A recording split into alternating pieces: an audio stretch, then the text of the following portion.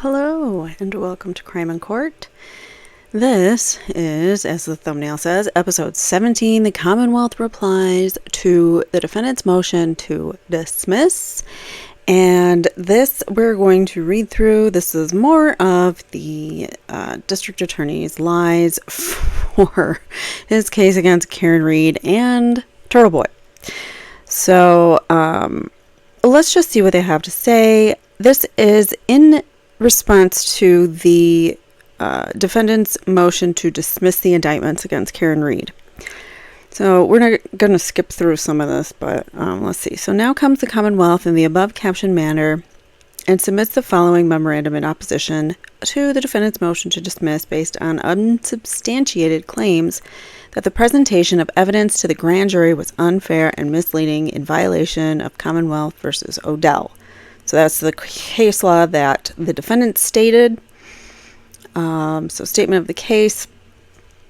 On February 2nd, 2022, the defendant was arraigned in Stoughton District Court and charged with manslaughter in violation of that statute, and then motor vehicle homicide operation in violation, leaving the scene, all that stuff. We've talked about that in length. Is that page highlighted? I have no idea. Okay, so the Norfolk grand jury heard evidence in relation to this matter over the span of 14 days. The grand jury heard from 42 witnesses who all testified under oath and received 56 exhibits. The grand jury transcripts encompass a total of 1,445 pages. And I just did an update on the Karen Reed and Turtle Boy hearings, and we just found out that there was a data dump from the feds to both the defendant and the Commonwealth worth over 3,000 pages that they have to go through. So they just got that within the last 48 hours, so it's going to be a little slow getting through that. Anyways, so, but now they're saying that the grand jury consisted of about half of that. So on June 9th, 2022, the defendant was indicted by a Norfolk grand jury for second-degree unaliving in violation, manslaughter. Okay, we read all that again. All right, so on January 5th, the defendant filed a motion to dismiss the indictment pursuant to Commonwealth versus Odell. The defendant does not challenge the sufficiency of the evidence to establish probable cause for the indictments, nor does the defendant challenge the sufficiency of the evidence that established her identity as the perpetrator of the murder. All right, so statement of facts. We know okay, we know that we know all this. Officer Seraph and Mulaney were dispatched along with Canton Fire and EMS. Officer Seraph was the first officer to arrive on 34 Fairview Road and observed three females waving at him from the front yard area of 34 Fairview Road. Officer Seraph's cruiser camera footage captured his arrival and depicts the weather and visibility conditions during the emergency response. In the video, Officer Seraph can be seen utilizing the spotlight attached to the driver's side of his cruiser as he attempts to locate the calling parties in the darkness and blizzard conditions. So if he had his body cam on, or cruiser cam, so it wouldn't have captured, like it wouldn't have gone up to the people like if a body cam would, but you would have seen a good overview of the scene from the cruiser camera, I would think. I don't know. I missed a footnote. Oh, these statements of facts were summarized from the 14 volumes of grand jury minutes. The Commonwealth incorporates all transcripts and exhibits from the voluminous grand jury presentation into this opposition. All right, so looking at the residence of 34 Fairview Road from the street, the three females were in the left corner of the property near the roadway in the area of a flagpole and fire hydrant. Officer Seraph observed the victim lying on the ground as two of the females were performing CPR on him. The three females were identified as the defendant, Jennifer McCabe and Carrie Roberts. Officer Seraph observed the victim to be cold to the touch and not breathing. He returned to his cruiser to retrieve his AED device. However, at this time, Canton Fire and EMS arrived and took over resuscitative efforts. Paramedics transported Mr. O'Keefe to the Good Samaritan Medical Center in Brockton, where he was subsequently determined to be deceased by Dr. Justin Rice. So that all, we pretty much knew all of the, we did know all of this. It's just a refresher for some of us, I guess. So Canton Police Lieutenant Paul Gallagher, Detective Sergeant Michael Lank, and Sergeant Sean Good arrived on scene shortly after the 911 call. Sergeant Good had contacted Detective Sergeant Lank directly at his home at approximately 6:08 a.m. After the 911 call was received. Sergeant Lank arrived on 34 Fairview Road at approximately 6:24, following Officer Seraph, Officer Mullaney, and Sergeant Good's arrivals. Mr. O'Keefe was already in the back of the ambulance when Sergeant Lank arrived and was transported to the hospital shortly after. While on Fairview Road, Sergeant Lank, accompanied by Lieutenant Gallagher, spoke briefly with Ms. McCabe, subsequently at approximately 9 a.m. Sergeant Lank was contacted at the Canton Police Station by Ms. McCabe and returned to the residence to speak with him further. And we know this, we've been over this, that she called him back after they all had a chance to confer and get their story straight. So while on Fairview Road, Detective Sergeant Lank attempted to speak with the defendant directly. However, she was reported to be overcome by emotion. And we listened to that 911 call. We know that she was in a panic mode, maybe even slightly hysterical, only because she was in shock to find her loved one that way. Detective Sergeant Lank spoke with fellow Canton officers who had the opportunity to speak to the defendant prior to his arrival on 34 Fairview. Sergeant Lank also spoke with the homeowners of Fairview Road, Brian and Nicole, but they did no search of the house, not even like a wellness check to see if the people inside the house were okay. So following the victim's transport to the hospital, Canton Police Lieutenant Paul Gallagher, Sergeant Lank, and Sergeant Good all searched for any physical evidence in the mounds of snow surrounding the immediate area where Mr. O'Keefe was located. Pieces of a broken cocktail-style glass and multiple patches of red that appeared to be BLOOD were discovered. The Canton officers secured the glass as evidence and obtained the 6 samples of fluid DNA that they found from the snow. They used red Solo cups to do that, by the way, from the neighbor's house. And I don't know if there was any testing done of this glass or if it was looked into that the bar had these glasses or if the Alberts had these glasses. We don't know. Because we never saw any, at this point, we haven't been told if it was tested and if it had any conclusive results. So anyways, the Massachusetts State Police Detective Unit assigned to the Norfolk District Attorney's Office was notified at approximately 6:38 a.m.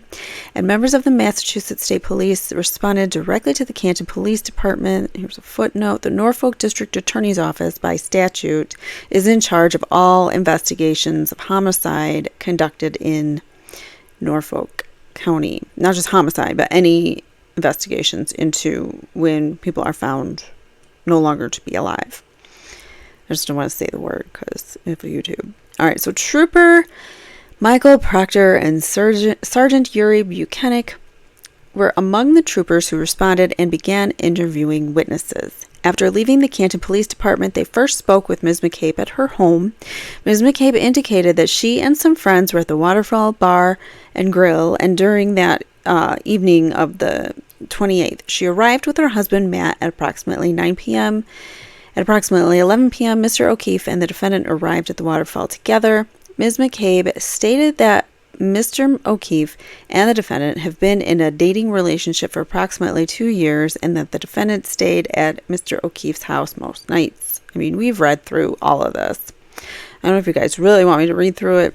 I mean, I feel like it's a good refresher, but... All right, so the defendant had entered the waterfall with the glass inside her coat, according to... who? I don't know. According to the Commonwealth, that's their theory, that the defendant walked into the bar, the waterfall, holding a cup from C.F. McCarthy's with her vodka and vodka soda, I think. The defendant had entered the waterfall with the glass inside her coat. Mr. O'Keefe and the defendant had been at C.F. McCarthy's, a bar across the street from the waterfall, prior to coming into the waterfall. Ms. McCabe observed Mr. O'Keefe to be wearing a baseball hat, jeans, and sneakers. She stated that the defendant and the victim appeared to be in a good mood and did not observe any arguing between the two throughout the course of the evening, as is consistent with everyone else who made a statement that night that saw them, that they were not arguing, and everybody was friendly and happy. There's even video of Karen and John being affectionate with one another. So she further described the atmosphere with the bar as friendly, with no arguments amongst any of the patrons. This description of the group and the atmosphere within the bar and between the defendant and the victim was consistent among each of the witnesses present that were interviewed throughout the course of this investigation. As the bar began to close, everyone within the group was invited back to 34 Fairview Road. Ms. McCabe was arriving at 34 with her at her vehicle. Oh no, she was arriving at her vehicle, leaving the bar, and then Mr. O'Keefe texted where to. McCabe replied with the address. He called her for more specific instructions. She gave them to him over the phone. While inside the residence, following her arrival there, Ms. McCabe observed a black SUV consistent with the defendant's vehicle, which was a black SUV, Lexus. She sees them arrive in front of the residence from her vantage point at the front door of the home. So according to her and Matt McCabe, they were both standing in the front door area of the house for who knows how long and stood there watching people arrive. So take with that what you will. All right, so Ms. McCabe texted Mr. O'Keefe at 12:31 a.m. stating hello, and again at 12:40 saying, pull up behind me, referencing her vehicle parking spot within the driveway to the home, located on the right side of the property if looking at the residence from the street.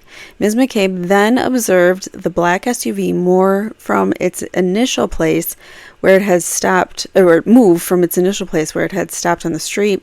So remember, it moved up, so it was like perpendicular. So the driveway is here, and the car's facing out on the street, you know, perpendicular up to the driveway.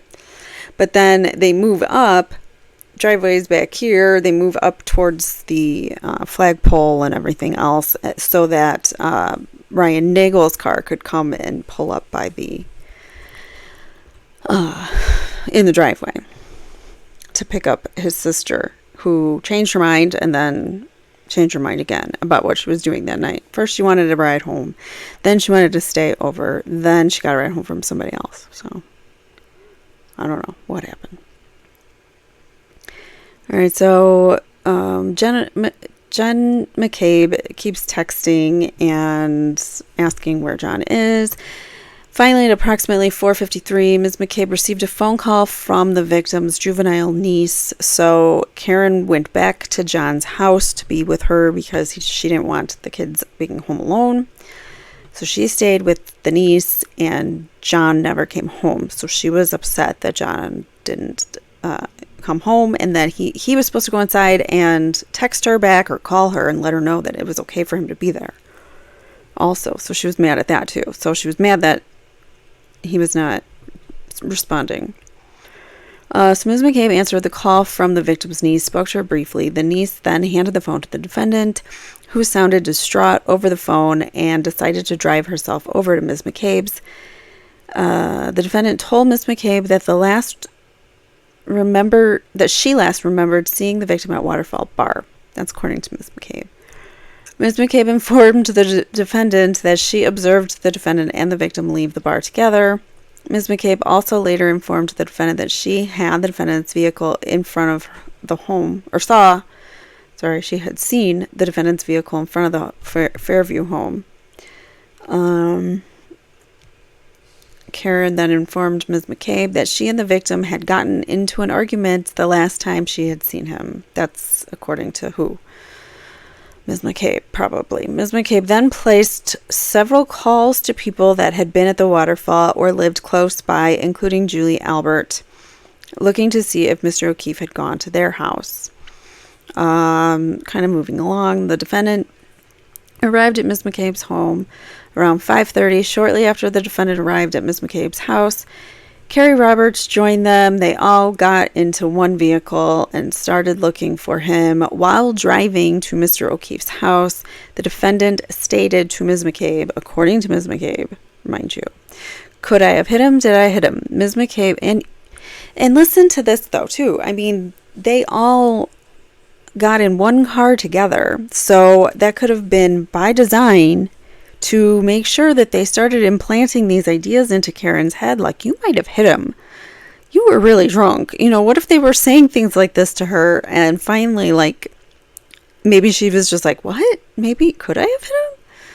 Because I believe she was asking, could I? Did I? These were questions. So I think it's maybe some ideas or thoughts that might have been implanted into her mind on the drive looking for John.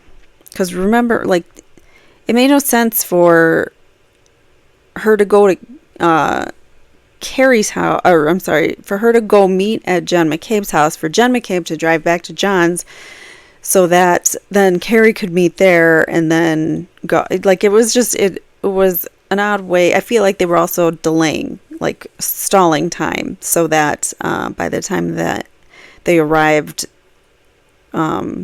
John would not be savable,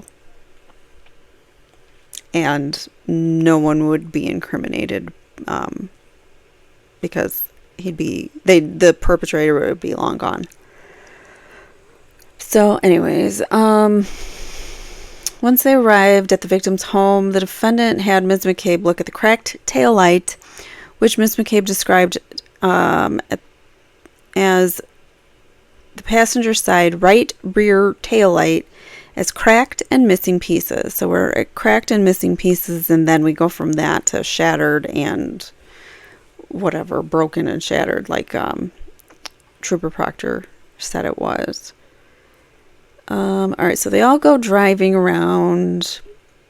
They get to 34 Fairview. There's a cluster of trees there immediately when they turn, so they didn't understand what when the defendant said, I see him, when they were driving, because Karen is the one that found him, or noticed him, even though I think Jen and Carrie, maybe not Carrie, but Jen definitely knew where John was. So anyways, they go, I'm just trying to get through this faster so I can skim it. So Karen says, I see him, and then according to Miss McCabe, they were so confused because there's a cluster of trees, so they didn't see anything. Whatever. So Karen gets out of the car, tells them to call 911. She begins CPR. She jumps on his body for warmth. They're saying there was approximately 6 inches of snow on him, which there's no way. It wasn't even snowing that hard at that point.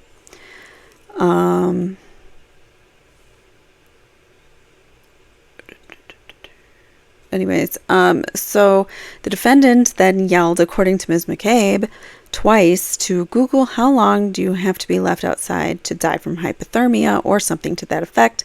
This is following the grand jury presentation. The defendant has centered her claim that an unnamed third party is involved in the victim's unaliving due to data contained within this witness' cell phone records. So within McCabe's records. because I think the Google search really, that does it. That does it for me, to prove to me that Karen didn't do it. On January 29th, the troopers interviewed Mr. Matthew McCabe separately from his wife. Did they? Mr. McCabe indicated that he had known Mr. O'Keefe for approximately 8 years and had met the defendant a handful of times. He stated that he was at the Waterfall Bar on Saturday night and observed the victim and the defendant enter together. He observed the victim to be wearing a baseball hat. Okay, blah, blah, blah.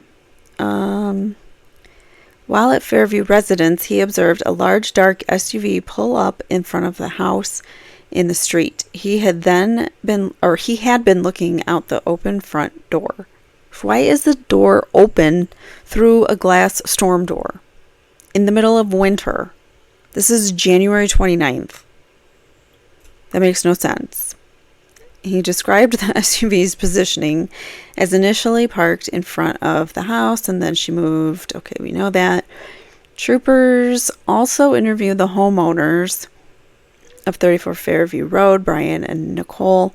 Both confirmed that they had been at the waterfall the previous evening and they didn't know anything about the victim coming over or the defendant. They didn't know them very well, which is bull. I mean, Chris knew John well because they were on the force together, but I don't know if they were like good friends, but they knew each other enough.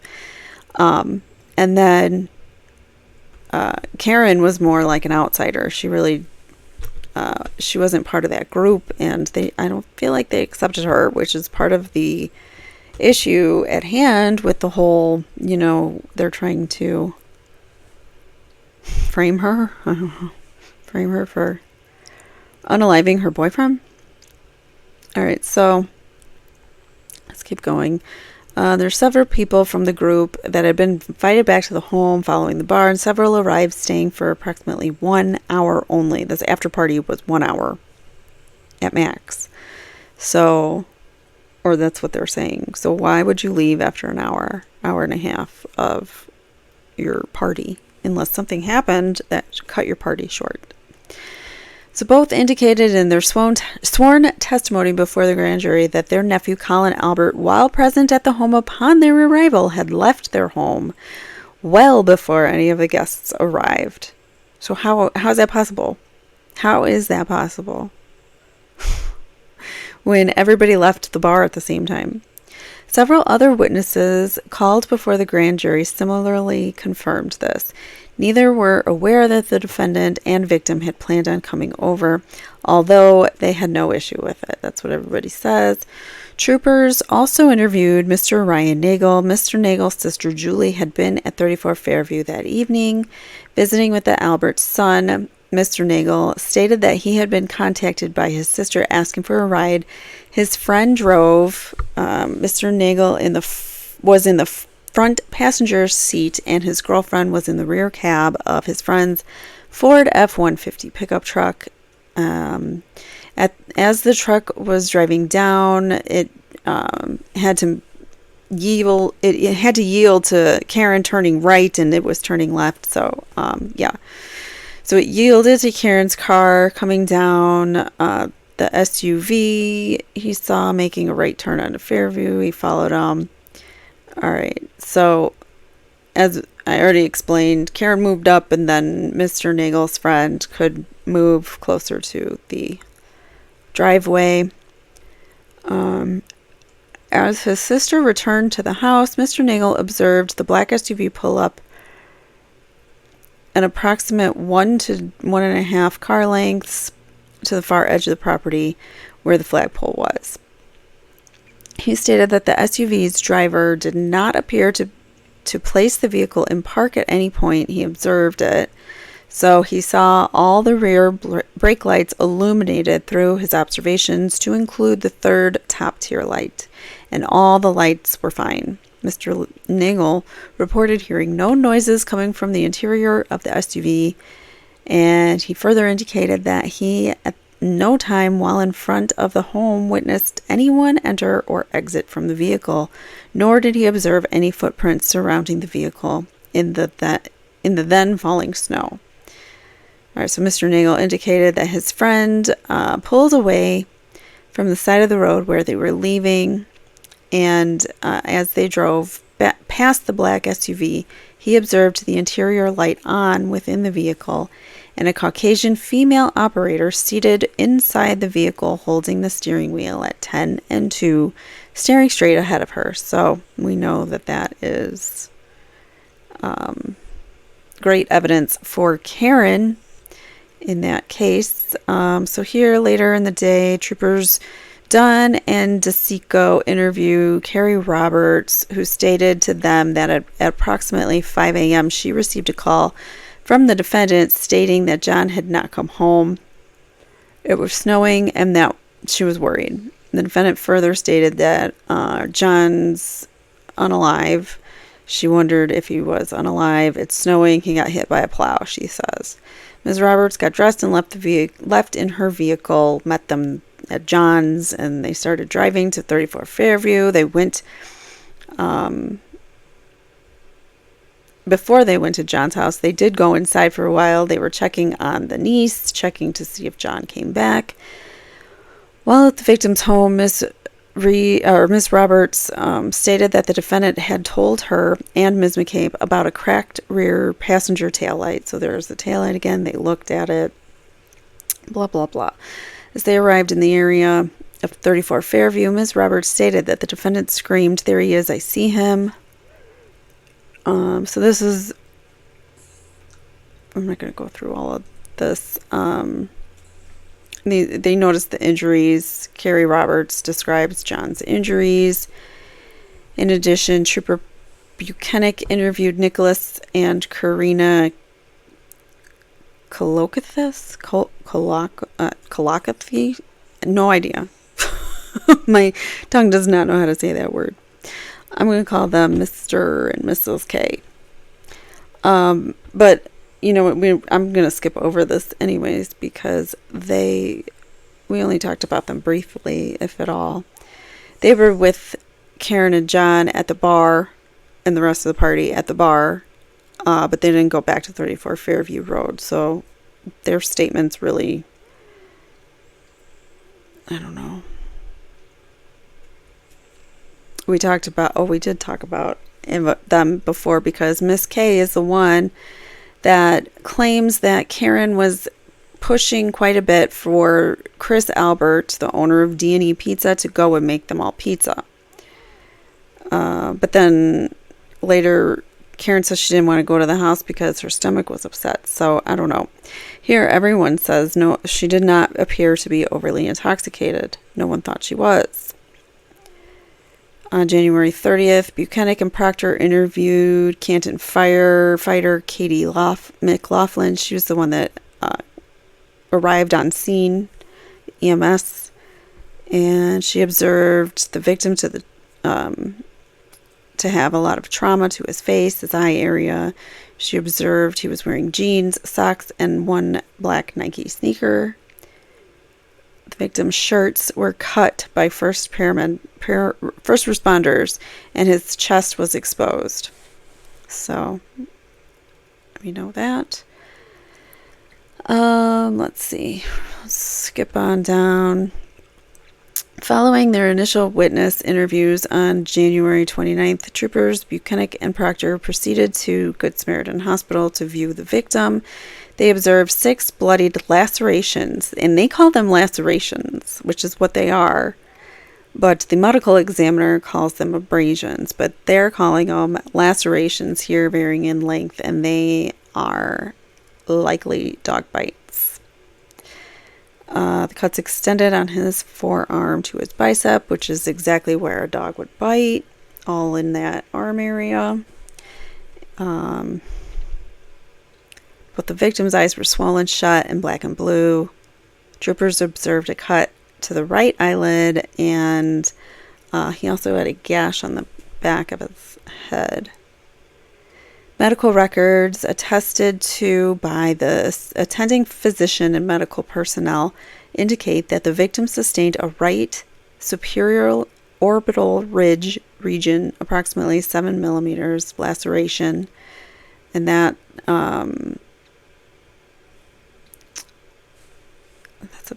that seems like a big laceration.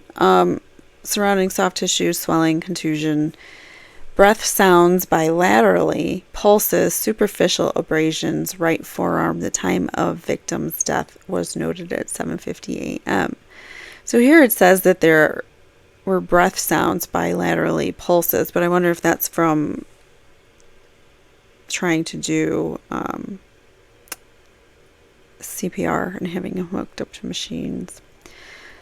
So on the 31st, Dr. Irene Scortibello from the Office of the Medical Examiner conducted the autopsy on Mr. O'Keefe. She advised that the troopers, she advised the troopers, who, that just means that they were there in attendance of the autopsy. She advised the troopers that she observed several abrasions to the victim's forearm. Abrasions, here she says, but Proctor said that they were lacerations. 2 swollen black eyes. We don't need to get into all of that because we've seen and heard it. He had significant blunt force trauma. His body temperature was in the low 80s. All these things. His pancreas was shown that his pancreas was red, I think it was, which shows that he was hypothermic. What does it say? Hypothermic. As evidenced by hemorrhaging in his pancreas and stomach. He was hypothermic. Abrasions to the arm. Again, she calls them abrasions, and they are not. Scratches caused by a blunt object. She went on to describe them as a cluster on the left of his right arm. Mostly linear, ranging in size from a few millimeters to up to 7 centimeters. That's a huge laceration. It takes up the whole forearm. I mean, we saw it in Melanie Little's one of her streams, she had a dog expert on, and he said unequivocally they're dog bites, and that's how a dog would bite, especially if he was wearing short sleeves and the dog was trying to like get a bite, but it would be shallow bites, and their bites come off as, you know, it's not like a puncture mark, it looks like a laceration because of gravity. You're pulling one way, the dog's pulling the other way, and the dog's coming, you know, down their weight. So it's for sure. It's for sure dog bites. But they're saying lacerations. I don't know. Troopers Buchanan and Proctor also traveled to the defendant's parents' home. They seized the car, Karen's car, drove it away, or towed it away. They found broken taillight in the morning.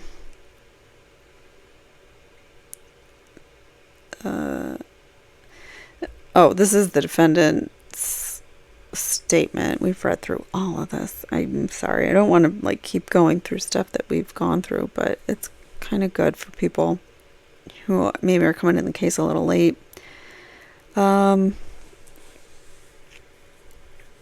Basically, really shoddy police work was done. And a lot of lies are being told right here. So they're talking about scratches on the bumper, small apparent hair was noticed. They're saying that this hair was John's hair, which it wasn't. But John, the car was Karen's. She stayed there several nights a week, and she kept it in, you know, with him at his house. He's been in it. Like, why wouldn't his DNA be on the car? But they're saying his hair was stuck in the taillight, which the whole taillight housing piece was removed. So I don't know how that's possible. And where's the pictures of this hair that they found? There aren't any. Same as the piece of the cocktail glass that they found in the taillight. How convenient. That's so ridiculous that they want us to believe this. Even though the car drove probably like a 40-minute car ride from wherever Karen was to her parents' house, and then it was towed, slanted and but yet we're supposed to believe that a piece of hair and a piece of this cocktail glass were stuck inside the taillight. And they were able to retrieve it once they got it back and tested it after all that driving around. I don't buy it. Plus, it was snowing out. So, wouldn't snow potentially lead to washing away evidence? I mean, it's possible. I don't know. Anyways, so they followed here's the next search, which was from the CERT team of the crime scene. They found another black sneaker, the one that he wasn't wearing. What else? And it matched the one that he was wearing. Okay, so in the same area, they found 2 red plastic pieces of tail light. Which, why didn't they find it on the first search? 1 piece of clear plastic taillight was located in the same area as well, also consistent with the broken taillight of the Lexus. Okay, let's keep going. Even though they did... What does this say? Oh, through trace analysis and forensic testing, Massachusetts State Police Crime Laboratory discovered the victim's DNA present on the broken taillight and microscopic pieces of red and clear apparent plastic located on the victim's clothing. Comparison testing was conducted, and the results demonstrate that the microscopic pieces of red and clear plastic are consistent with the broken pieces of plastic from the defendant's right rear taillight. What? And no. Now they're talking about microscopic pieces of taillight that were found, I think, in his clothing, which were balled up on the floor in the hospital for hours before they were ever even collected and tested. What else?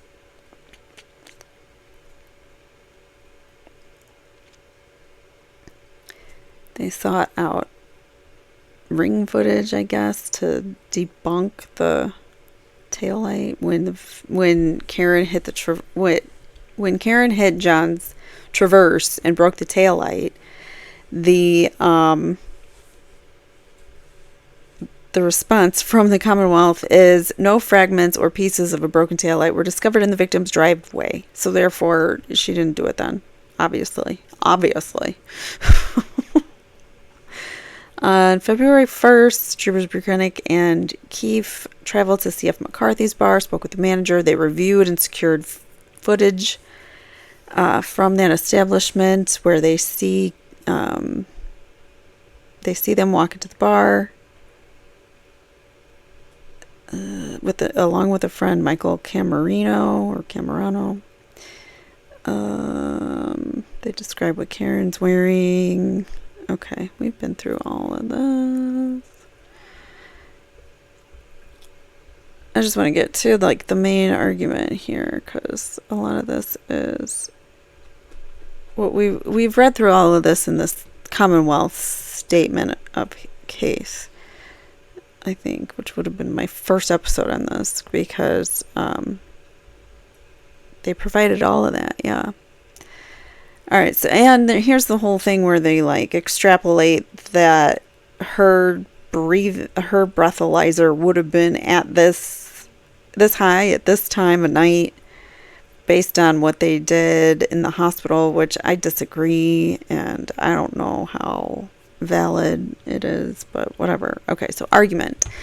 Dismissal of the indictments is not warranted because the integrity of the grand jury proceeding was not impaired. The dismissal of the criminal case is a remedy of last resort because it precludes a public trial and terminates criminal proceedings. Sanction of dismissal infringes upon public's right to see persons accused of serious crimes brought to trial. Massachusetts courts adhere to the long-standing practice of subjecting grand jury proceedings to only limited judicial review and will not disturb an indictment so long as the evidence presented to the grand jury was sufficient to sustain the indictment and the integrity of the proceedings was not impaired. To sustain an indictment, the Commonwealth need only establish that the evidence presented to the grand jury was sufficient to demonstrate the identity of the accused and probable cause to her arrest. Generally, a court will not inquire into the competency or sufficiency of the evidence before the grand jury. There are two exceptions to this rule that were put forth in Commonwealth versus McCarthy. McCarthy holds that the grand jury must hear sufficient evidence to establish the identity of the accused and probable cause to arrest. 385 Mass at 163 under the Odell line of cases, the court may dismiss indictments when the integrity of the grand jury proceeding was impaired by an unfair and misleading presentation. It is the defendant's burden to show impairment of the grand jury proceedings, and that burden is a heavy one. In reviewing the evidence presented to the grand jury, the court views it in the light most favorable to the Commonwealth. So they're supposed to take the Commonwealth side, basically. The evidence required to establish probable cause is considerably less exacting than a requirement of sufficient evidence to warrant guilty findings. So it's less evidence needed to get the indictment. You don't have to be without a reasonable or beyond a reasonable doubt. You only have to have some reasonable suspicion. So, meaning probable cause. So if that probable cause burden is met, then you've met the conviction or the indictment requirements, I guess. I don't know. That's what he's saying. So, probable cause to arrest is defined as more than mere suspicion, but sometimes less than evidence sufficient to warrant a conviction.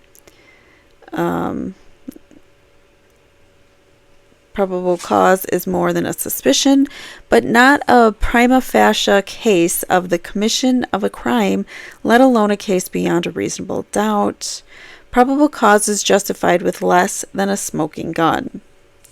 So there's a statement, an old statement, that you can indict a ham sandwich. It won't take long, or it's not that difficult to indict someone on some charges, bogus or not. Look what happened to Turtle Boy. Those charges were complete bogus, and they knew it. They had verifying confirmation that this girl was lying about her pregnancy, and yet he still was put in jail. So it makes no sense.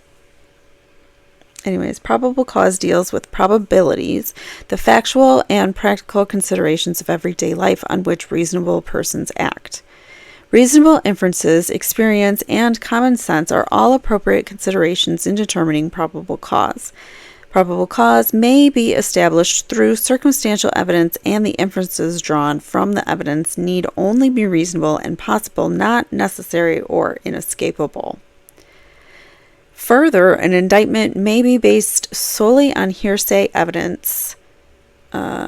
Indictment based on double hearsay testimony permissible where court announced, "We do not depart from the view that an indictment may stand which is based in part or altogether on hearsay." The Supreme Judicial Court has consistently and without notable exception held that an indictment may be based solely on hearsay. Only in extraordinary circumstances does the exclusive reliance on hearsay to so impair the grand jury proceedings. Let me say that again. Only in extraordinary circumstances does the exclusive reliance on hearsay so impair the grand jury proceedings as to warrant a dismissal. So that must have been an argument that some of it was hearsay, and that's why they should dismiss.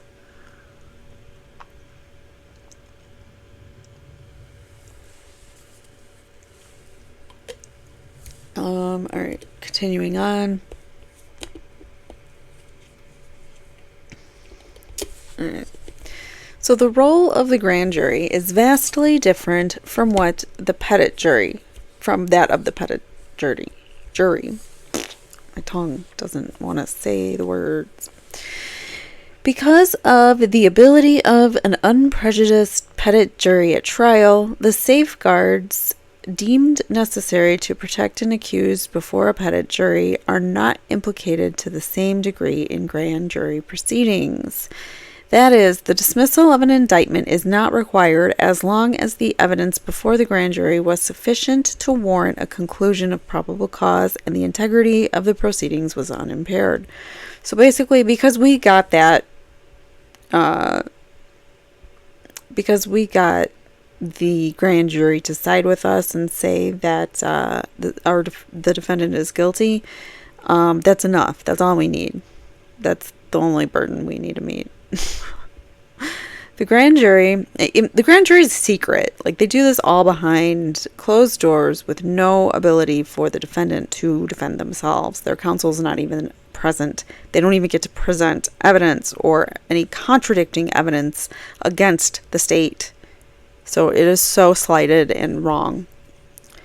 So the grand jury are a body whose function is limited. The grand jury is an investigatory and accusatory body only. It cannot and does not determine guilt. The nature of the grand jury is largely historical and practical. Generally, a court will not review an irregularity before a grand jury that can be addressed and corrected at a subsequent trial. To sustain a second-degree unaliving indictment, a grand jury must find probable cause that the suspect committed the unlawful ending of another life and that it was done with malice. See Supreme Judicial Court Model Jury Instructions on Homicide. Malice can be established in one of three ways: the defendant intended to cause the victims either to lose their life, or to cause grievous bodily harm, or an intentional act which, in the circumstances known to the defendant, a reasonable person would have understood, creating a plain and strong likelihood of someone losing their life. Alright, so direct evidence of a person's specific intent is not always available, but may be inferred from the facts and circumstances presented. An intent to end someone may be inferred with the defendant's conduct and evidence of consciousness of guilt, and when coupled with other probable inferences is sufficient to prove a defendant's culpability. Okay. In circumstances where a reasonably prudent person would have known of the plain and strong likelihood that a life would end, would follow a contemplated act, malice may be found without any actual intent to end or do grievous bodily harm, and without any foresight by the defendant as such consequences. Appropriately considered in the light most favorable to the Commonwealth, the evidence before the grand jury warranted a finding of probable cause that the defendant intended her conduct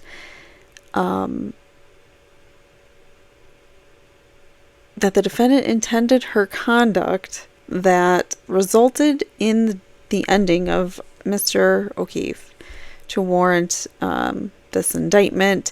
In comparison, involuntary manslaughter is an unintentional, unlawful ending caused by wanton or reckless conduct. Wanton or reckless conduct is intentional conduct by way of either commission or of omission, where there is a duty to act, which conduct involves a high degree of likelihood that substantial harm will result to another. So if you have a duty to do something and you fail to do it, you can be charged. But if you also have, what's the other?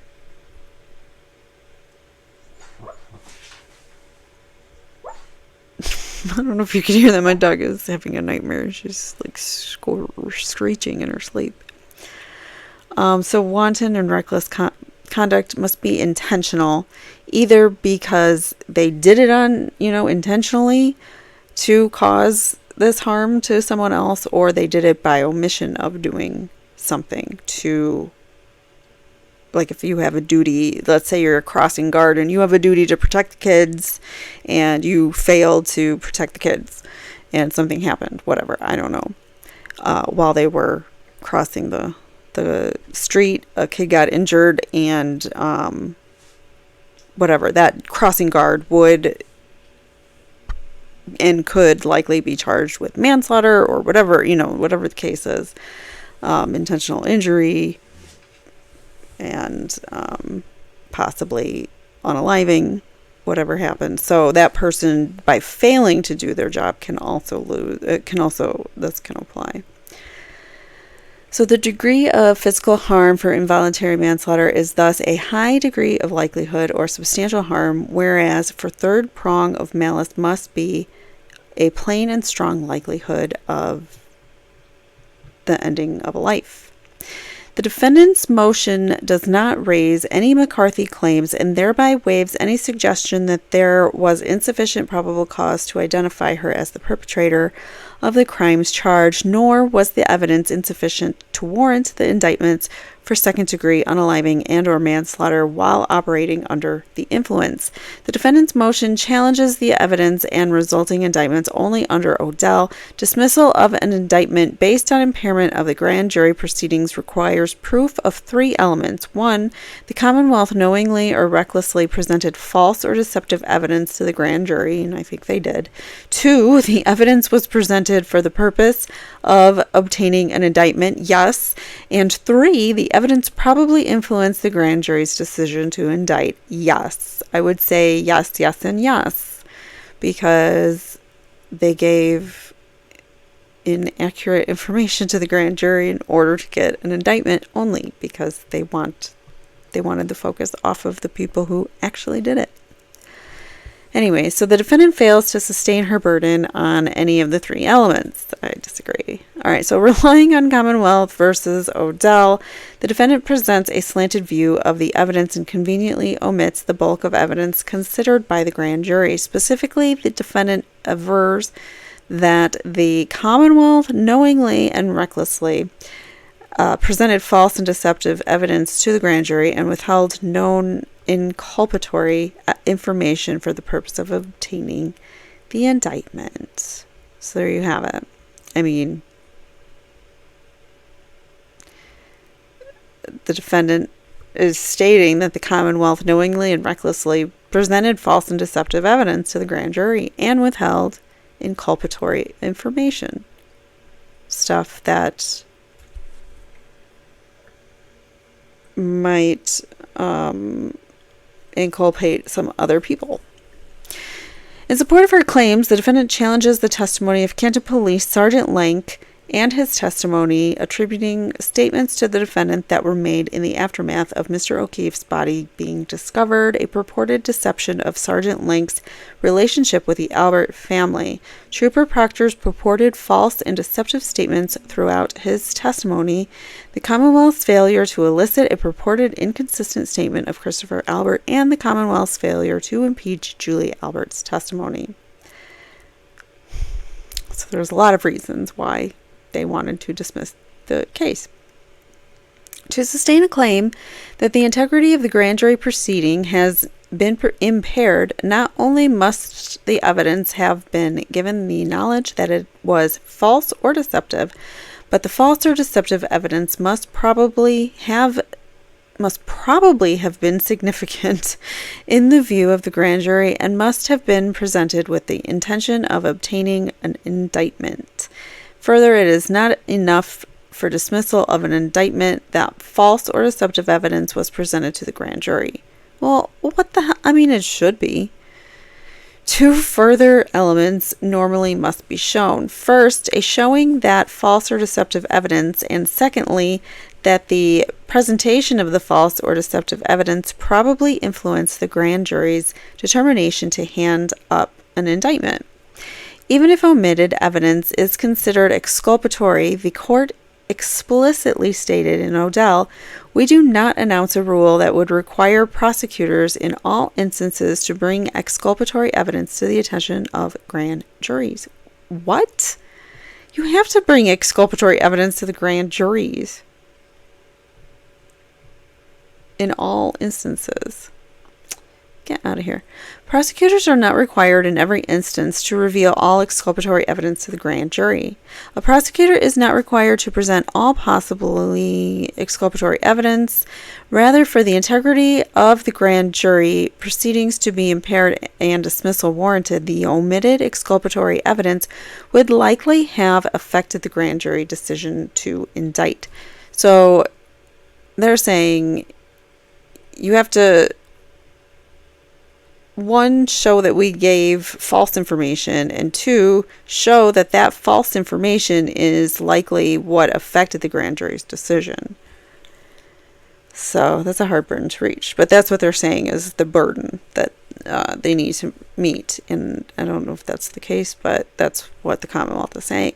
So this requires a showing not only that the evidence was material to the question of probable cause, but that on the entirety of the grand jury record, the false or deceptive testimony probably made a difference. This is a heavy burden and one that the defendant plainly fails to meet. Failure of prosecutor to inform grand jurors that victim had picked out a photograph of someone other than defendant was to some degree misleading that did not require dismissal of indictment. So that's according to this case. Somebody, the prosecutor lied about or misled the jury regarding some photograph taken of someone, but they said it did not require dismissal of indictments because it didn't meet the burden. So the defendant must establish that such evidence likely would have given effect to a complete defense, resulting in a no bill and any showing by the defendant that a grand jury might have determined that a lesser charge was more appropriate would not by itself render the entire prosecution unwarranted, nor does it negate probable cause for the offense as charged.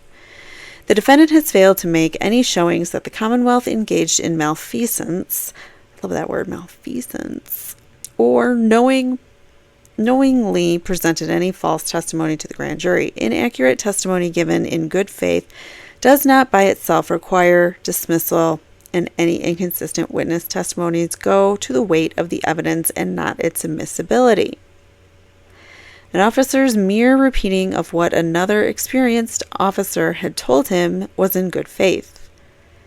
Testimony that was hypothetically aided and deemed unreliable for use at trial and later suppressed did not impair the integrity of the grand jury proceedings. All right, so this case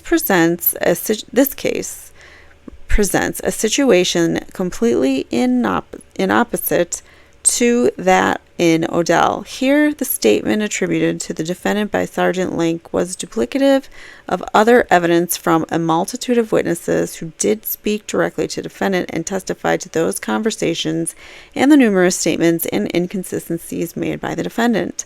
The grand jury heard testimony from Ms. McCabe, Ms. Roberts, and the recorded interview from the victim's niece in regard to the defendant, stating that she did not remember going to the residence on Fairview Road with the victim. Furthermore, the grand jury heard testimony from all of the police officers that arrived prior to Sergeant Link and their conversations with the defendant, who purportedly omits the evidence from other witnesses to seemingly cast doubt on Sergeant Link's credibility to support her repeated and unfounded claims of bias. Furthermore, Sergeant Link's testimony was not remote hearsay guised as direct testimony, as he clearly testified that he was relying on his memory and what was told to him by other officers who preceded his arrival, all of whom also testified before the grand jury. As to Sergeant Link's supposed failure to disclose his relationship with the Albert family, nothing contained within the defendant's attachments bears any remote relevance to the subject before this grand jury. At best, it demonstrates a dispute or fight from 20 years ago involving Sergeant Link and two parties having nothing to do with the case. I want to see that. All right, so neither of the two parties or members of the Albert family alleged to have been involved in the incident from 20 years ago were present at Fairview Road when Link arrived, nor did he interview either of them. Sergeant Link performed initial interviews with some of the witnesses, all of whom were separately interviewed by the Massachusetts State Police and also testified before the grand jury. Sergeant Link's purported self-deputizing and inserting himself into a situation 20 years ago bears no significance to his response to a body on a lawn. But I think it does, because if you have a way of doing things like inserting yourself into certain situations or self-deputizing, whatever that means, like being your own deputy,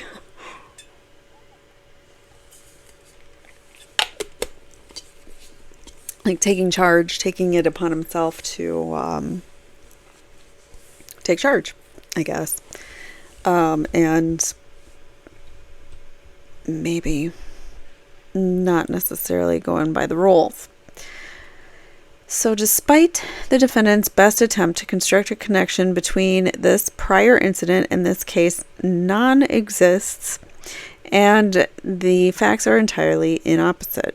Sergeant Link's role in this investigation was minimal at best. Further, every interview or action taken by Sergeant Link in relation to the investigation occurred in the presence of another detective. So they must have attacked Link in some way in their motion to dismiss, and the Commonwealth didn't like it. Furthermore, in the civil lawsuit relied upon by the defendant, there were no adverse credibility determinations against Sergeant Link or any findings of liability. The case was dismissed by agreement of the parties. Well, we know the cops always have each other's backs, and it might have just got swept under the rug. I don't know, just saying. The prosecutor was wholly unaware of this civil lawsuit from 16 years ago, and even if the prosecutor was aware, he was under no obligation to disclose its existence, especially to a grand jury, as it is not exculpatory, nor were there findings of civil liability or an adverse credibility determination. Well, I think that's for the jury to decide, and not for the prosecutor to determine that. Furthermore, the Canton Police Department did not lose jurisdiction of this case. Pursuant to statute of Norfolk District Attorney's Office, and law enforcement officers assigned to the office have the exclusive jurisdiction over any investigations when someone loses their life that are conducted in Norfolk County. The district attorney or this law enforcement representative or his law enforcement representative shall direct and control the investigation of the unaliving and shall coordinate the investigation with the office of the chief medical examiner and the police department within whose jurisdiction it occurred. All right, so the detective unit of the Massachusetts State Police assigned to the Norfolk District Attorney's Office had exclusive jurisdiction to investigate the homicide of Mr. O'Keefe, regardless of any conflicts within the Canton Police Department. Additionally, the testimony before the grand jury from a number of witnesses was that no residents of Fairview Road exited their homes upon the early morning arrival of law enforcement and emergency medical services. It was not only Brian and Nicole Albert who were asleep at 6 a.m. during a blizzard. The defendant's attempt to stretch knowledge of one person within a family to a close personal relationship with every member of that family, of that person's family and social circle, is simply untenable. What are they claiming? The defendant's attempt to stretch knowledge of one person within a family to a close personal relationship. So they're saying that she's manipulating all these close family ties that these people have. But we didn't make it up, guys. It was on the on their Facebook posts that Trooper Proctor and the Alberts are like family. So similarly, the supposed close and personal relationships between Trooper Proctor and all witnesses in this case is entirely unfounded and a desperate creation of the defense. They keep denying that Trooper Proctor is friends with these people. The scant evidence the defendant repeatedly submits to this court comes in the form of photographs from the trooper's sister's wedding from over a decade ago. Okay, but you were in the same wedding party at the same table. Contrary to the defendant's claim, Trooper Proctor's testimony about the ring video and what it showed did not mislead the grand jury. The entirety of the ring video was introduced to the grand jury, and they had the opportunity to closely examine whether the defendant struck the victim's vehicle and assess the evidence in its totality. So is the defendant stating that they somehow fudged the recording and cut out the part where she hit the vehicle? I wonder. C required. Okay. The grand jury was also permitted to consider testimony about the conveniently missing portion of the ring video, the defendant's access to the account, and the defendant's statement that she knew where the cameras were located inside of the victim's residence. So they're saying maybe she just hit it to cover it up, to cover up the damage she already did on the car. Really? Really? You hit a human being and the only damage to your car is shattered taillight. I don't know. Contrary to the defendant's characterization of the evidence, the formal introduction section of the report regarding the interview with Christopher and Julie were read to the grand jury by Sergeant Buchanan as he wrote that report and had never met either of the witnesses prior to those interviews. The statements the defendant complains of being omitted in the first paragraph of Sergeant Buchanan's report are not statements attributed to either Christopher or Julie Albert. They are a recitation as to why victims were being spoken to in relation to this investigation. Further, both Christopher and Julie Albert testified before the grand jury, and neither they nor any of the witnesses present that evening testified to the presence of Chris or Julie Albert at 34 Fairview Road at any point. So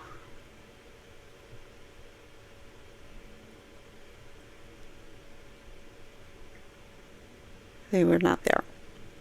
Remember, Julie did go home because she had a migraine, so she says. So they didn't go out, or didn't want to go out to the after party. All right, so likewise, Jennifer McCabe's cell phone extraction was admitted as an exhibit before the grand jury. Julie Albert testified that she was informed of Mr. O'Keefe's unaliving by Brian Albert when she went to the residence on 34 Fairview on the 29th to drop off donuts for Brian Jr. sometime after 8 a.m. This was corroborated by her husband, Christopher Albert's sworn grand jury testimony that he learned of Mr. O'Keefe's passing from Julie within this same time frame. Julie testified that she had a missed call on her cell phone from Jennifer McCabe when she awoke that morning. Ms. McCabe testified that she had called Julie looking for Mr. O'Keefe after receiving the initial call from the victim's niece and speaking with the defendant. I think that's weird. No, I don't think that's why she called Julie. Neither Ms. McCabe nor Julie Albert. Remember, Julie and Jen are sisters. No, I'm sorry, Nicole and Jen are sisters. Nicole. Julie is Chris Albert's wife. Sorry. So neither Ms. McCabe nor Julie Albert testified to speaking with each other, let alone the imagined and dramatic conversation that the defendant now posits occurred. Nothing has happened from the grand jury. They were presented with all of the relevant information, conflicting or otherwise, and left as they should be to resolve any factual issues on their own from what facts that they found. All right. How much longer do we got? We'll finish it. I'm tired. The defendant further challenges the Commonwealth's grand jury presentation premised upon an incorrect application of the law. Simply the manner of unaliving is not a matter for either the grand jury or trial jury to consider, and it would have been impermissible for the Commonwealth to elicit testimony from either trooper proctor or medical examiner about the manner of his unaliving. In accordance with settled practice, a certificate of someone's unaliving should be redacted for the means and manner of the way in which they lost their life. All right, so according to this statute, as amended and as now amended, provides that nothing contained in the record of an unaliving which has reference to the question of liability for causing the unaliving shall be admissible in evidence. The criminal trial, excluding from the death certificate the words homicide, self-homicide, or accident, is the better and safer course. Overall, there is no indication of an intentional or reckless misstatement by any witness, nor efforts to mislead and deceive the grand jury. No evidence investigating officer been knowingly presented false evidence to grand jury. Irreconcilable inconsistencies between trial evidence and evidence presented to the indicting grand jury are not sufficient by themselves to warrant dismissal of an indictment, nor is there any chance that the grand jury would have decided differently, as the evidence overwhelmingly supported the indictments. So basically they're just saying all the evidence supported the indictments, and screw you guys, go home, basically. Furthermore, the defendant avers that Commonwealth impaired the grand jury proceedings by deliberately admitting inadmissible evidence for the purpose of prejudicing the grand jury, confusing the issues, and consuming time unnecessarily to secure an indictment against the defendant. The defendant alleges that the Commonwealth accomplished this by introducing prior bad act evidence of the defendant, eliciting purportedly improper lay witness testimony and improper expert witness testimony, and there's so many ands, and repeatedly admitting prior consistent statements of witnesses. The Commonwealth is not required at the grand jury level nor at the trial to prove a motive for the unaliving. Thus, the defendant's motive or purported lack thereof is not an element to the crimes charged. Okay, but I don't think that that's what they were saying. So no exculpatory evidence was withheld from this grand jury, and even if it were found to have been, the defendant cannot meet her burden, and that it likely would have changed the grand jury's decision. So she can't meet the burden that the decision would have changed, or changed based on the evidence.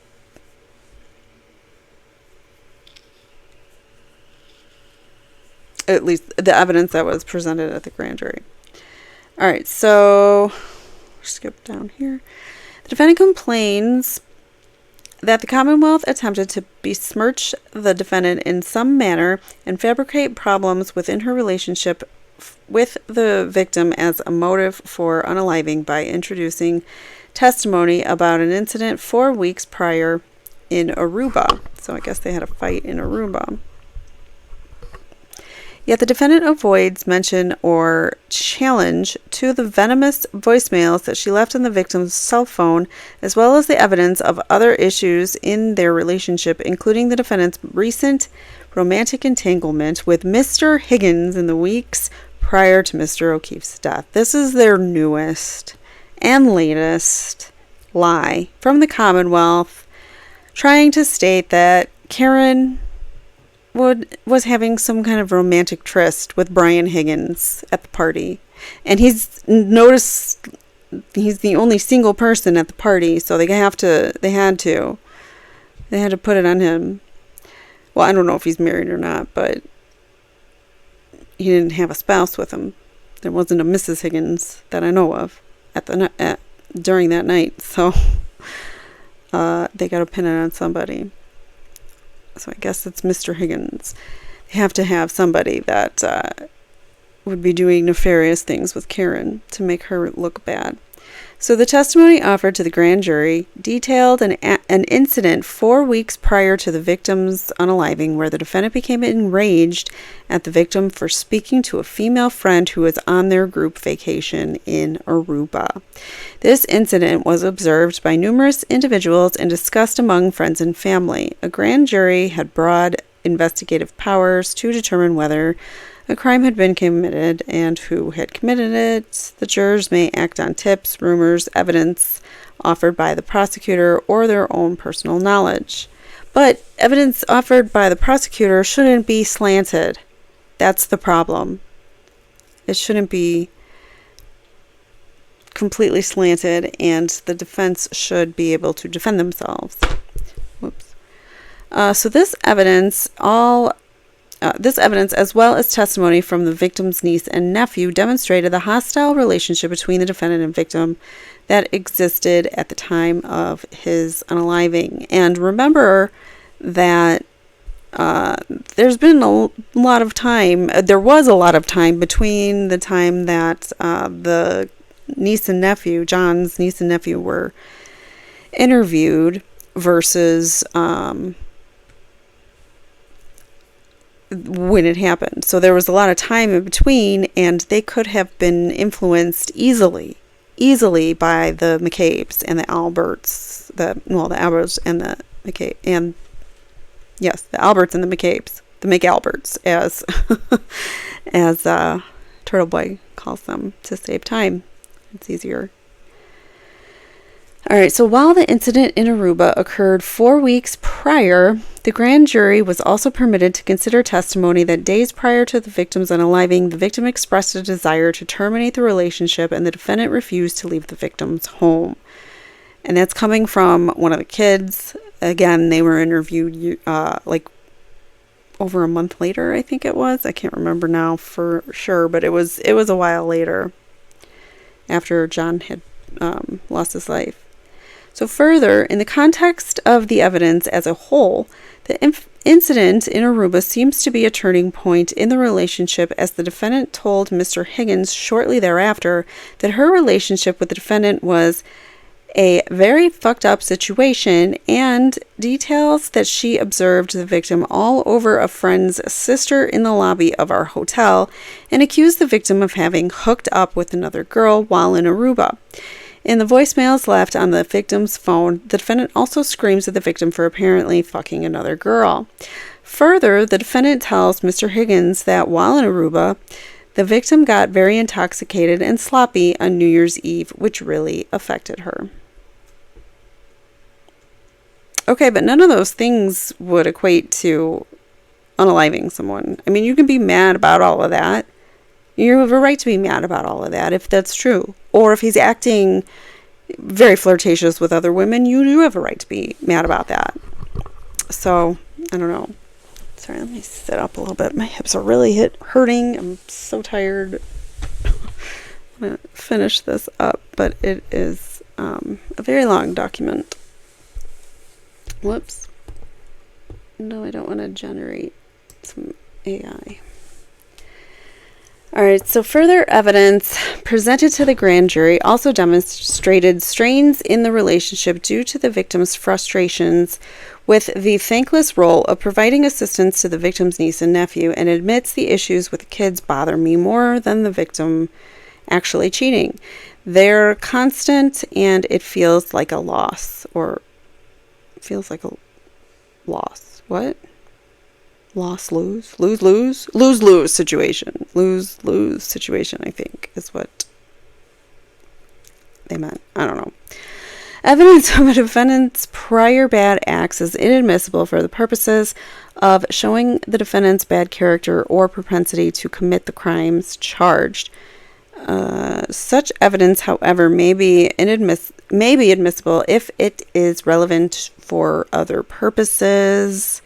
Evidence of a hostile relationship that tends to explain the purpose of a crime is relevant to the issue of a malice intent. So they looked for anything they could, I'm sure, to get on Karen. And it just so happens that they did have some issues in their relationship. And I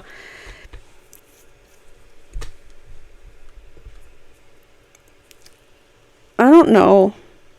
This is the first I'm hearing, though, about these text messages and what she was saying to Higgins. So this is the first I'm hearing about it. So I don't know how much credibility these things have. To me, I don't believe anything that the Commonwealth says anymore. So this whole thing is lies to me. But I'm just reading it. So here we go.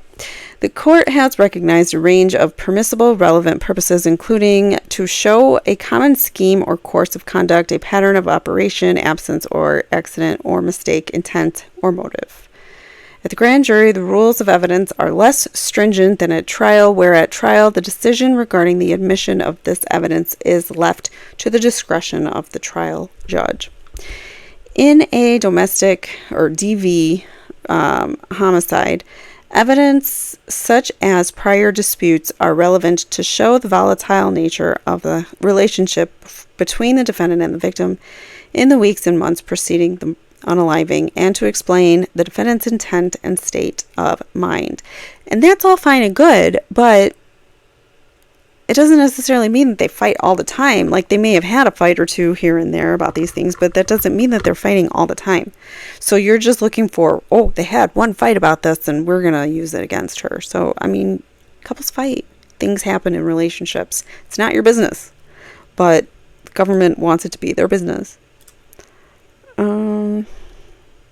Where was I? Evidence of domestic dispute at defendant's apartment before the unaliving, including physical contact, was relevant to show volatile nature of defendant's relationship with victim. So that was from this other case. Evidence of defendant's prior arrest for assault and battery of victim, defendants and victims' restraining orders against each other, and pending divorce proceedings admissible in homicide prosecution to show motive. Okay, so those are just some other cases. That's more cases. Just more cases of showing bad relationships.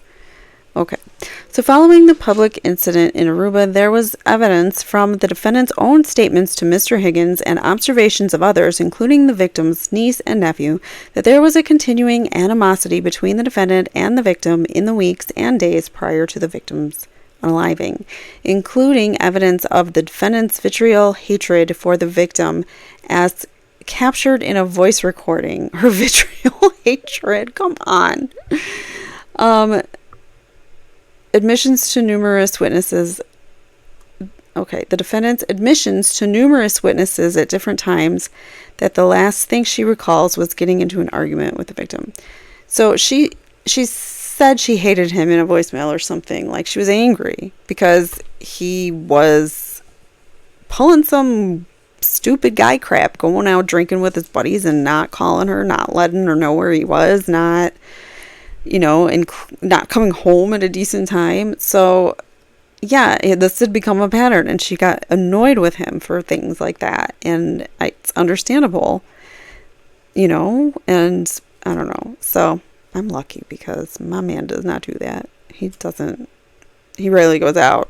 And then if he does, he's home at a decent time. Moreover, the state of mind exception to the hearsay rule calls for evidence of the unaliver's victim, the victim, just the victim. Moreover, let's start over. Moreover, the state of mind exception to the hearsay rule calls for evidence of a victim's state of mind as proof of the defendant's motive. to end the victim when there also is evidence that the defendant is aware of the state of mind at the time of the crime and would be likely to respond to it. A victim's intent to end a romantic relationship is material to the defendant's motive. The grand jury received evidence from the victim's nephew and niece that they had heard the victim communicate his intentions to end the relationship to the defendant and reviewed text communications from the victim's cell phone, which further corroborated that the defendant directly communicated his desire to end the relationship to the defendant. He might have said something, they might have had an issue where they broke up and got back together. That doesn't necessarily mean that that is what happened. Even if he wanted to end the relationship, it doesn't mean that he did. So a lot of people hang on to their relationships for a lot longer than they should, or even just because it's not as bad as they really think it is. They can work things out.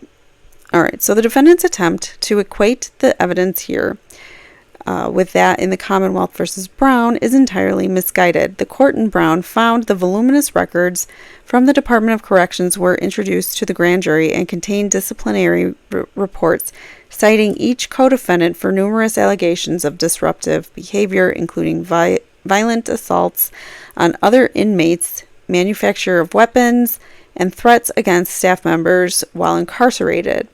The court found that unlike the complained of evidence here, nowhere in the more than 100 pages of records was there evidence of any connection between the defendant and his co-defendant during the incarceration. What does this have to do with anything? I don't know how that's relative. The defendant is unable to demonstrate that the evidence was presented falsely or recklessly, or that it likely influenced the grand jury's decision. The testimony about the incident in Aruba was summarized by those who witnessed it firsthand and those who received details about the incident from the defendant. There is no indication that any of the evidence pertaining to the relationship between the victim and the defendant was false, particularly where the defendant's own statements and actions confirmed the hostility and problems within the relationship. Nor was any of the testimony and evidence introduced recklessly. Moreover, even if the trial court deems the prejudicial impact of the evidence may be outweighed by its probative value at trial, the inclusion of the evidence before the grand jury does not impair the integrity of the grand jury proceedings. The cumulative evidence bore upon the defendant's intent and state of mind was presented to provide the grand jury with a full picture and understanding of the context of the crimes they were investigating. The defendant next complains of the means in which the Commonwealth introduced evidence and witness testimonies. First, the defendant oddly claims that the Commonwealth used the victim's brother, who testified before the grand jury that he is employed as a salesman, as an expert witness about the victim's injuries. Contrary to the defendant's representation, the victim's brother did not testify to his opinion about the victim's injuries before the grand jury. This isolated statement that the victim looked as someone who had been hit by a car was contained within Trooper DeSico's recitation of his police report that encapsulated his interview with the victim's brother. Okay. So the defendant somehow draws a corollary, correlates to Commonwealth versus Buckman, which involved a post-conviction DNA expert testifying to faint results for an inconclusive DNA comparison in the context of a trial where someone's life ended. The defendant's reliance on Buckman is far from persuasive, as the circumstances could not be more inopposite. Well, the defendant also challenges the recitation of Trooper Guarano's report that stated he was investigating a motor vehicle homicide and was using his expertise in the area of forensic extraction to investigate the circumstances surrounding the victim's unaliving. Expert testimony is generally admissible even if the testimony touches on the ultimate issue before the jury. An expert may not, however, offer an opinion as to the defendant's innocence or guilt. No expert opinion was elicited in the recitation of Trooper Garano's report. The reference to investigating a motor vehicle homicide merely delineates the category of crime being investigated, and Trooper Garano's report offered no opinion on the defendant's actions in any way, let alone touch upon an opinion of her innocence of guilt. Or guilt. Right? Innocence of guilt. That doesn't make any sense. Moreover, the defendant challenges the limited instances where hearsay was admitted and the law enforcement officer read from a fellow officer's report. The defendant cites a number of federal cases in which the practice of federal prosecutors at one time was to have a single witness testify as to every other witness recounting and read from every other officer's report. That was not done here. The single witness policy was cited with disapproval by the federal courts as it routinely relies on hearsay, producing evidence which appears smooth, well integrated, and consistent, making even weaker cases appear stronger. The defendant complains of the opposite, as 42 different witnesses testified before this grand jury, and any reports regarding those witnesses' initial interviews were also read into the record by law enforcement officers that conducted the interview. So all those people that lied in front of the grand jury, they're going down too. I sure hope so. Thus, I don't wish for bad things for people, but I don't like it. I don't like this whole case. Thus, presenting that the grand jury with the consistencies or inconsistencies between the time the witness was first interviewed and their testimonies before the grand jury. The Commonwealth is well aware that prior consistent statements of a witness are not admissible at trial, and the defendant attempts to conflate the standard of evidence before the grand jury with that of the trial jury. Any duplicative testimony did not influence the grand jury, as the grand jury could assess the witnesses who personally appeared before them. Further, the practice of having an officer read their report summarizing a prior interview was done with an abundance of caution to have the grand jury consider any and all exculpatory evidence. A grand jury has broad investigative power to determine whether or not a crime has been committed, and its function is to inquire into all information that might possibly bear on its investigation.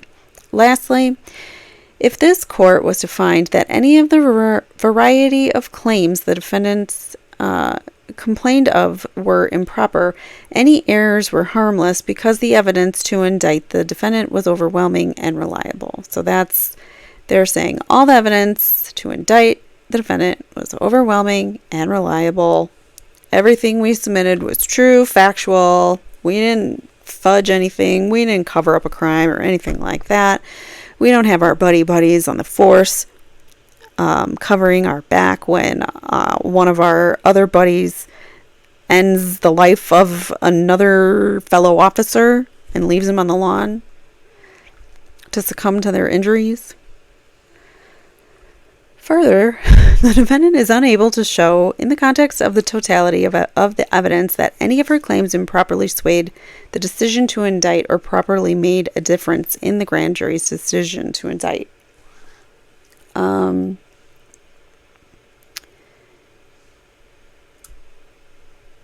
not going to read all that. That's more case law. The physical evidence, witness testimonies, and circumstantial inferences provided more than a sufficient basis for probable cause for the grand jury to return these indictments. I don't believe that they do. I want to know what they actually did provide to the grand jury, because anyways, by design, all evidence is meant to be prejudicial. It is only unfair prejudice which must be avoided, and the defendant's challenges to the evidence or self-serving interpretation of the facts is suited for trial and not the basis to dismiss a proper indictment. An indictment returned by a legally constituted and unbiased grand jury is, if valid on its face, is enough to call for trial of the charge on its merits. But that's if you do everything above board with grand jury. And a grand jury by itself is already slanted because the defendant doesn't have the ability to speak or represent themselves or anything. So, yeah. So that is just crazy. So here, conclusion, viewed in the light most favorable to the Commonwealth. So you have to view all of this information. You have to just take our word for it. You have to view us as the more favorable one. The integrity of the grand jury proceedings was not impaired, whereas the Commonwealth did not knowingly or recklessly present false or deceptive evidence. The purpose of any supposed improper evidence was not offered for the purpose of obtaining an indictment, and no improper evidence was relied upon to materially influence the grand jury's testimony. So there was improper evidence. Like in this paragraph alone, it does admit basically that there is proper evidence. They're just saying that they didn't do it on purpose. No improper evidence was relied upon to materially influence the grand jury's decision to indict. For all these reasons, and those advanced by the Commonwealth during oral argument, this court should deny the defendant's motion in all respects. So they obviously, no surprise there. Michael Morrissey's office, Morrissey, Lawley, and McLaughlin, they don't want the court to dismiss these charges because they want it to go to trial. They want to take Karen down for this particular crime when she had nothing to do with it, and it was obviously people in the house. We don't know who specifically, but I believe that the feds know who specifically, and I believe that at this point in time, the defense knows who specifically did it and who was involved in moving him and things of that nature. And I have a feeling that the Commonwealth knows that the defense knows now. And it's because of the feds' data dump. We've got it all now. I think they're going down. I think the office is going to be going down anytime now. I don't know. What do you guys think? Who would you like to see go down? I mean, I don't want to wish people bad things, but in all of this, I mean, I just want to see justice for Karen, justice for John, justice for Turtle Boy and the Canton 9. And if that means the people involved are taken down by the feds, then that's what that means. That's justice to me. So I'll leave it at that. You let me know in the comments below what you guys think. I really want to hear your opinion on this filing, this crazy, more lies. Now they're saying Karen and Brian Higgins had some romantic fling going on. Really? But where's the text? Show me the text that proved that they didn't. The end text can easily be made up. But anyways, it's just interesting that they are still grasping at straws, trying to get this indictment to stick, to hold, charges to stick. So what do you guys think? Let me know in the comments below. And thank you so much for watching. Be sure to like, comment, subscribe, and take care. I'll see you in the next one. Bye.